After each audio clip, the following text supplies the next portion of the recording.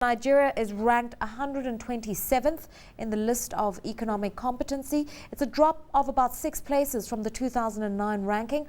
Why is Nigeria regressing? Why has Nigeria gone down? I'm sorry, I had a little trouble hearing you there. Why has Nigeria gone down? Well, Nigeria actually has gone down in 2 particular areas. The macroeconomic environment, as you know, previous to recent years, there was a very high oil price, and Nigeria was benefiting from that greatly. And when the price went down, basically that hit Nigeria's macroeconomic environment quite hard. And the other thing that we noticed in the data is that there has been a weaker assessment of the government institutions in the country. There was a lot of concern, particularly among the business community, about the quality of governance, trust in public institutions in the country. So this basically explains the drop in rankings. All right, now there are 12 pillars of competitiveness that are being looked at by the World Economic Forum. Where are the biggest shortcomings for Nigeria? I don't want to go through the list extensively. Well, I would say, there are a number of strengths, obviously, and the country does have a large market size, quite sophisticated businesses for a country at its stage of development. But on the other hand, there are some very clear weaknesses. I mentioned the government institutions, issues of governance, corruption. This is clearly an area of concern. And another big area that we were talking about a lot today is education. Lack of educational attainment, both at the basic level, at the higher level. Although the quality of education gets sort of middling marks, not terrible, but there unfortunately are not enough children being educated. All right, infrastructure is one of the indicators that's being looked at, and we know that this is the bugbear in Nigeria. This is where the biggest problems come in. The government has taken great strides right now to prioritize energy supply and other infrastructure concerns. Should the World Economic Forum be looking at infrastructure and the policy interventions that are being made? Do they consider that? Well, indeed. Actually, I didn't mention that one because it almost wasn't discussed today, as it was such an obvious case. As a matter of fact, I think Nigeria is second to last out of all of the 139 countries that we look at in terms of infrastructure, particularly with regards to these problems of energy, which is a bit ironic when you think about the country being one of the largest oil producers. And so, yes, indeed, I would say this is a major issue that the government has to be taking into account, and luckily it is doing so. A lot of talk I've heard recently about policies being put into place, so we'll need to see what actually happens. Okay, just in terms of the reliability of the figures, they've had to use available public data and executive surveys, but Nigeria is notorious for not really keeping statistics. So how accurate is this information? Well, we're quite confident about the accuracy of the data because the quantitative indicators, or the hard data, come from international sources. So all of the macroeconomic data come from the IMF, for example, and all of the different international organizations that are sort of looking over these key statistics. In terms of the survey data, we actually carry out that survey ourselves at the World Economic Forum among CEOs and top executives in each country. So we actually, through a very well respected partner institute in Nigeria, have carried out the survey, and we're quite confident that it's reflecting the concerns of the business community. Okay, another criterion, Jennifer, is that of deepening financial markets. You mentioned that there is relative market development because they've got a critical mass and the like. But one of the biggest weaknesses in Nigeria, for instance, is when you look at the collapse of the stock exchange over a year ago. It had to do with the fact that the banking sector was carrying the burden of financing all sorts of new interventions and innovations in this economy. And there's a need to come up with alternative ways of raising capital in Nigeria. The CBNs come in to act as a bridge, but there is a sense that a lot more needs to be done. Your views? Well, my sense is that this is not a particular problem only in Nigeria. I think we've seen this across the world in the recent years.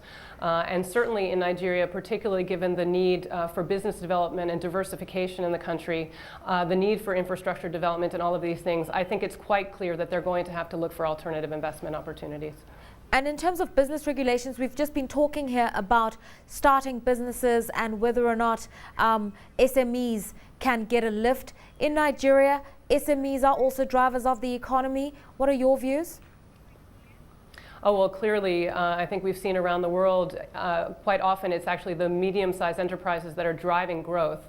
And this, I mean, just by the lack of diversification of the economy is a clear issue in Nigeria, and something that is clearly going to need some focus going forward, making the business environment easier. And that's really the whole focus of our report. Another indicator is innovation. We've seen a slowed pace of regulation of ICT, but ironically, we've also seen major investments in the sector. Certainly, they don't compare to the kinds of financing that goes into gas and oil, but it seems to be a growth sector. What's your sense of innovation in Nigeria and what more could be done? Well, actually, I'm going to maybe take a counterintuitive view and say I'm not so concerned yet about innovation in Nigeria. We would think of this as a very, an activity that the country should get into once it's gotten its basics right.